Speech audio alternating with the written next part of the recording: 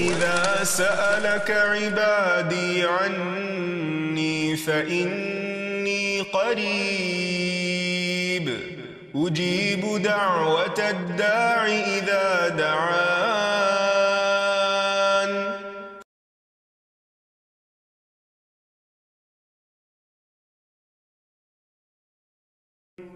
نحمده ونصلي على رسوله الكريم اما بعد فاعوذ باللہ من الشیطان الرجیم بسم اللہ الرحمن الرحیم رب اشرح لي صدری ویسر لي امری واحلل عقدۃ من لسانی یفقہوا قولی۔ السلام علیکم ورحمۃ اللہ وبرکاتہ۔ ناظرین، پروگرام دعا کیجیے کے ساتھ آپ کی خدمت میں حاضر ہیں۔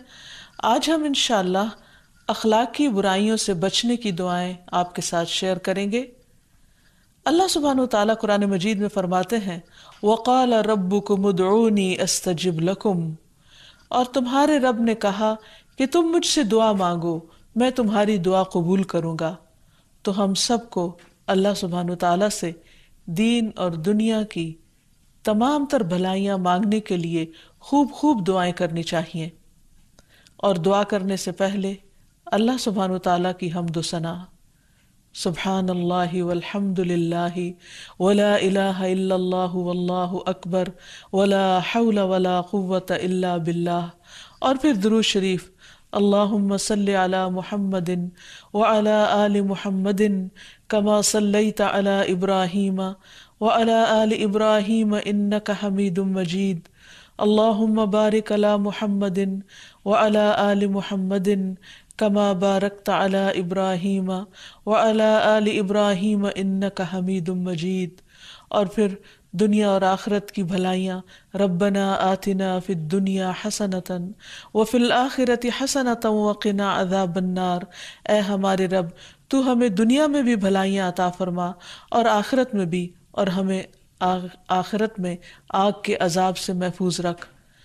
تو جہاں تک دنیا کی بھلائیوں کا تعلق ہے تو وہ صرف مال و اولاد ہی نہیں، انسان کا دین، اخلاق، اس کا حسن معاملہ، یہ بہت بڑی بھلائیاں ہیں جو انسان کو دنیا میں نصیب ہوتی ہیں۔ انسان کے لیے لوگوں کے ساتھ معاملہ کرتے وقت اچھے اخلاق کو پیش نظر رکھنا نہایت ضروری ہے، لیکن یہ جتنا ضروری ہے اتنا ہی مشکل بھی ہے۔ ہاں، اگر انسان کو اس کا ریوارڈ معلوم ہو تو انسان اس کا اہتمام کر سکتا ہے۔ رسول اللہ صلی اللہ علیہ وسلم نے اس کو سب سے افضل عمل بتایا ہے۔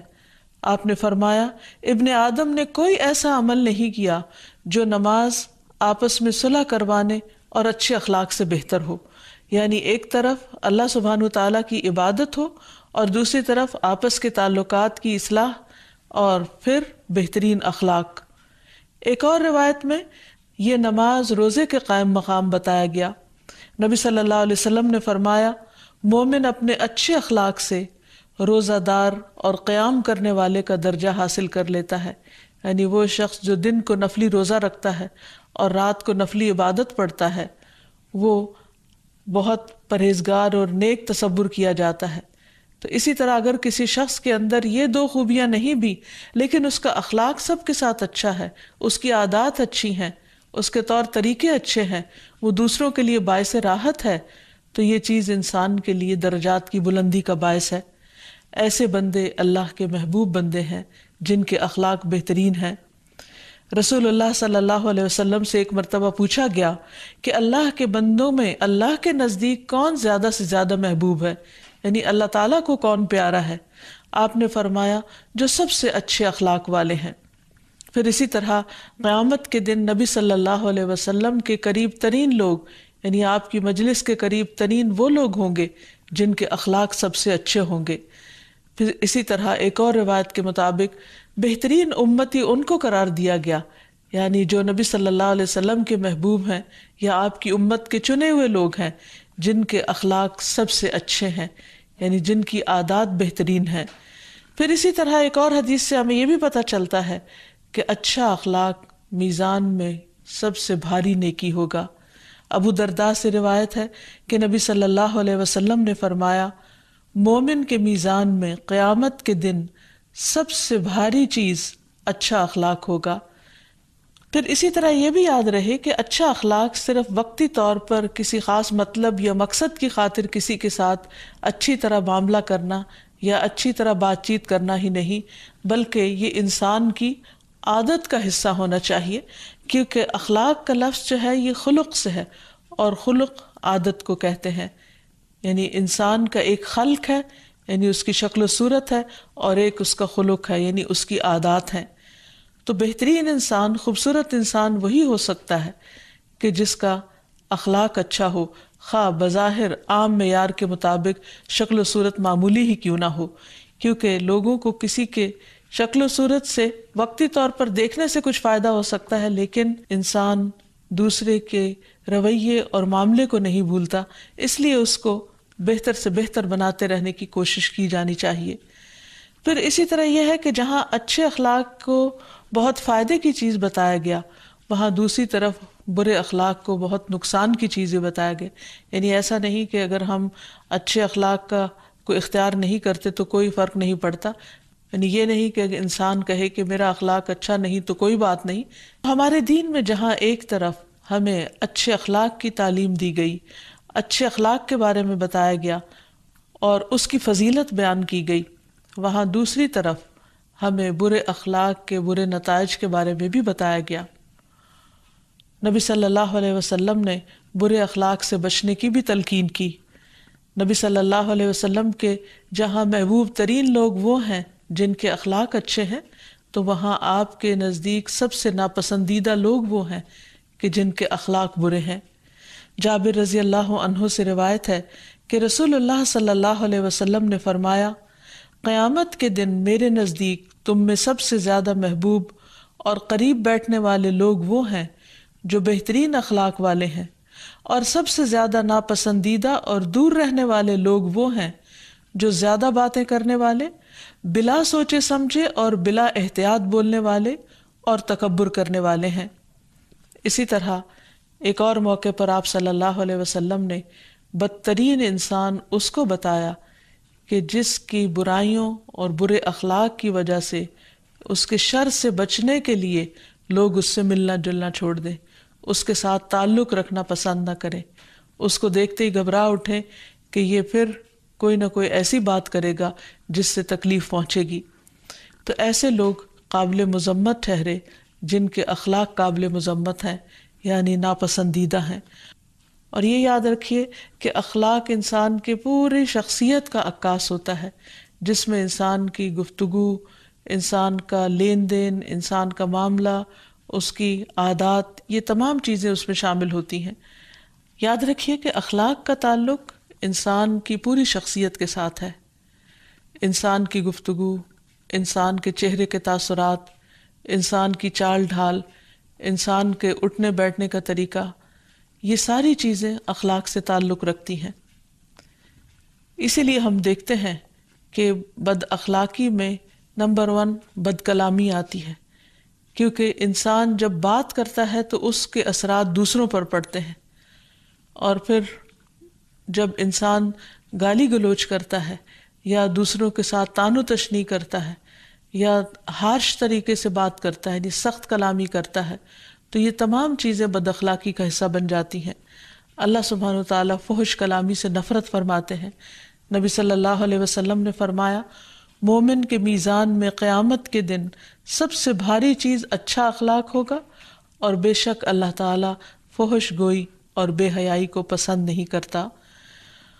نبی صلی اللہ علیہ وسلم نے اپنی امت کو اس سے بھی خبردار کیا تھا کہ تم میں پچھلی قوموں والی عادات نہ آ جائیں، اور وہ پچھلی قوموں کی، پچھلی امتوں کی جو بیماریاں تھیں، یعنی اخلاقی بیماریاں، ان میں خاص طور پر اترانا، تکبر کرنا، بوسٹنگ کرنا، زیادہ مال جمع کرنے کی حرص کرنا، یعنی دوسروں پر خرچ کرنے کی بجائے صرف اپنے لیے ہی سمیٹ سمیٹ کر رکھنا، فریب سے کام لینا، چیٹ کرنا، دھوکہ دینا، بغض کرنا، حسد کرنا، جیلس ہونا، یہاں تک کہ زیادتی ہونے لگے، یعنی دوسروں کے ساتھ معاملات میں حد سے بڑھ جانا، یعنی ان کے ساتھ ایسا معاملہ کرنا کہ جو عقل، اخلاق، تہذیب کے دائرے سے باہر ہو۔ تو ان چیزوں سے بچنا نہایت ضروری ہے۔ اب ان چیزوں سے بچنے کے لیے جہاں انسان کوشش کرتا ہے وہاں اس کے ساتھ ساتھ اس کو دعا کی بھی ضرورت ہوتی ہے. اسی لیے نبی صلی اللہ علیہ وسلم نے بد اخلاقی کی تمام اقسام سے بچنے کی دعائیں ہمیں سکھائی ہیں.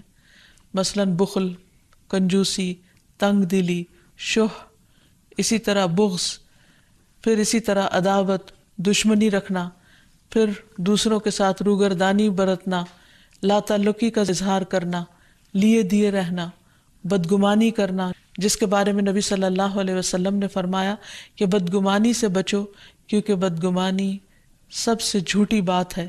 پھر اسی طرح دوسروں کے عیب تلاش کرنا، ان کی بے عزتی کرنا، تکبر کرنا. پھر تکبر میں یہ چیز بھی شامل ہوتی ہے کہ انسان حق کا انکار کرے اور اس کے ساتھ ساتھ دوسروں کو حقیر سمجھے، یعنی دوسرے کو کوئی اہمیت نہ دینا. پھر اسی طرح زیادہ حاصل کرنے کی حرص اور لالچ انسان کو ان تمام چیزوں پر بعض اوقات اکساتی ہے. تو نبی صلی اللہ علیہ وسلم نے ایک طرف ہمیں دعائیں سکھائی ہیں اور دوسری طرف ہمیں اخلاقی برائیوں سے بچنے کے طریقے بھی سکھائے ہیں اور ان چیزوں کی نشاندہی بھی فرما دی ہے جو اللہ سبحانہ و تعالیٰ کو ناپسند ہے. تو جہاں تک اخلاقی برائیوں سے بچنے کا حل ہے، یعنی آپ نے جو سلوشن بتائے ہیں کہ ان خرابیوں سے اور ان چیزوں سے کیسے بچا جا سکے جو انسان کو بدنما بناتے ہیں، تو اس میں سب سے پہلی بات تو یہ کہ انسان اپنی حیثیت کو پہچانے کہ امت میں اس کی حیثیت کیا ہے. رسول اللہ صلی اللہ علیہ وسلم نے فرمایا، مومن بندوں کی مثال ان کی آپس کی محبت، ہمدردی اور شفقت میں ایک جسم کی طرح ہے. جب جسم کے ایک حصے کو کوئی تکلیف ہوتی ہے تو سارے جسم کو شب بیداری اور بخار کا احساس ہوتا ہے. یعنی اگر انسان اپنے آپ کو دوسرے لوگوں سے الگ چیز نہ سمجھے، انہی کا حصہ سمجھے، تو پھر ہو نہیں سکتا کہ انسان اس حصے کو نقصان دینے کی کوشش کرے، کیونکہ وہ بھی اسی کے جسم کا ہی ایک حصہ ہے. مثلاً اگر انسان کے سر کو درد ہوتا ہے تو انسان یہ تو نہیں کر سکتا کہ اپنا سر کاٹ کر ایک طرف رکھ دے کیونکہ باقی جسم کا سر سے کوئی تعلق نہیں. یا اسی طرح انسان کے پاؤں میں کوئی تکلیف ہو تو اسے باقی جسم سے الگ کر دے اور پاؤں کے ساتھ کوئی ظالمانہ معاملہ کرے.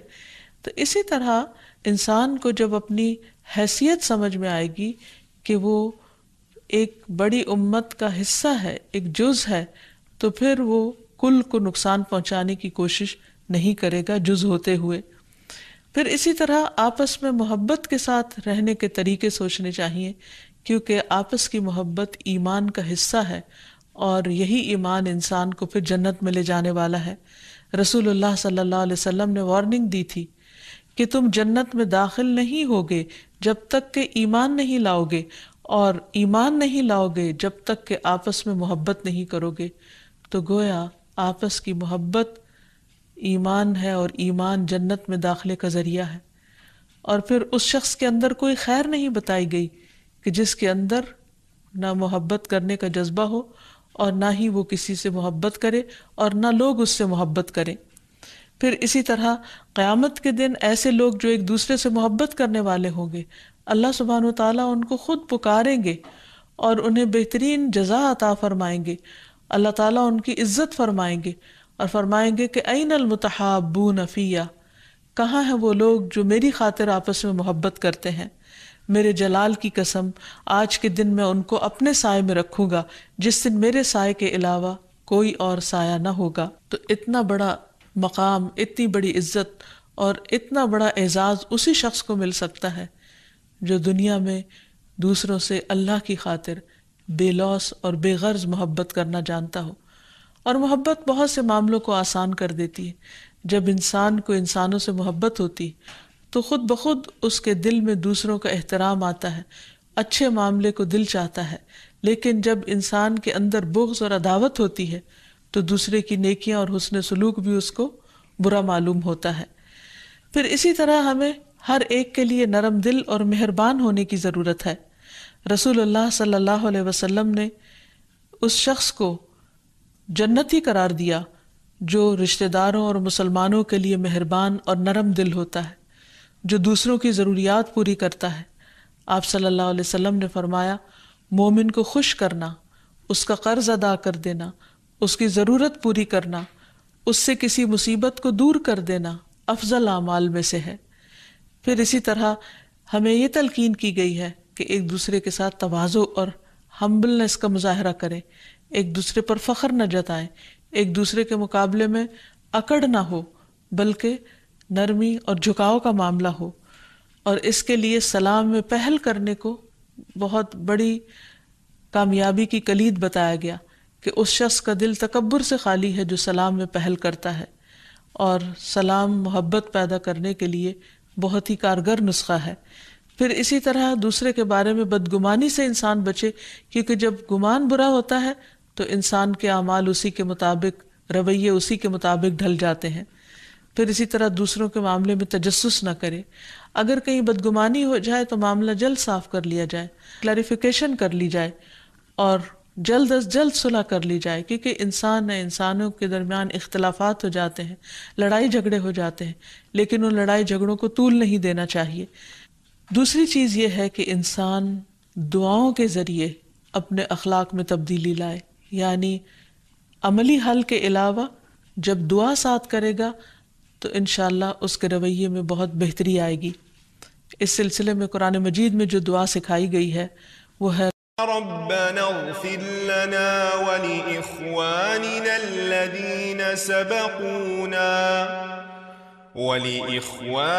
الذين سبقونا بالإيمان ولا تجعل في قلوبنا غلا للذين آمنوا ربنا إنك رؤوف رحيم۔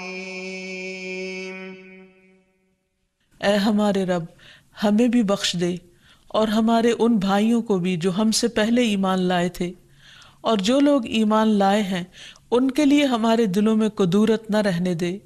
اے ہمارے رب، تو بڑا شفقت کرنے والا اور رحم کرنے والا ہے۔ یعنی اللہ سبحانہ وتعالیٰ نے ہمیں یہ دعا سکھائی ہے کہ ہم تمام اہل ایمان سے محبت کرنے والے ہوں، اور اگر ان کی طرف سے ہمیں کوئی تکلیف پہنچی بھی ہو تو ان کے لیے دلوں کو صاف کر لیا جائے اور اپنے دل سے دوسروں کے خلاف ہر قسم کا میل کچیل اور کدورت ہٹا دی جائے، دور کر دی جائے، دھو ڈالی جائے۔ پھر اسی طرح اچھی سیرت اور اچھے اخلاق کے لیے دعا سکھائی گئی۔ اسی طرح اچھی سیرت کے لیے دعا کی جائے۔ حضرت عائشہ کہتی ہیں کہ رسول اللہ صلی اللہ علیہ وسلم نے اس سلسلے میں یہ دعا سکھائی ہے، اللہم احسنت خلقی واحسن خلقی۔ اے اللہ، تو نے میری صورت بہت اچھی بنائی ہے، پس میری سیرت کو بھی بہت اچھا کر دے۔